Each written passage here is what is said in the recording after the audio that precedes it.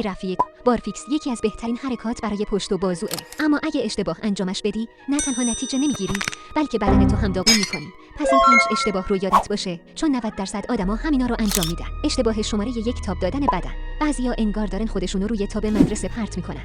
تاب دادن یعنی تقلب، نه عضله کار میکنه، نه قدرت میاد. بارفیکس یعنی کنترل غیره، یعنی از پایین تا بالا فقط عضله. اگه بدنت تا بخوره، تمرین صفر.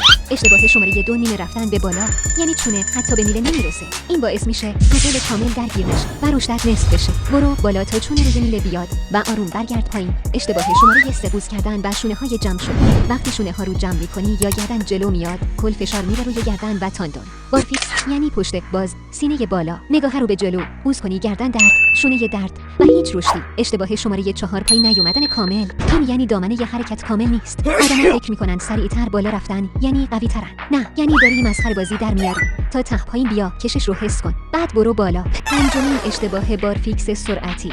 بارفیکس مسابقه نیست. وقتی سری میری بالا پایین، عضله نمیفهمه چی شد.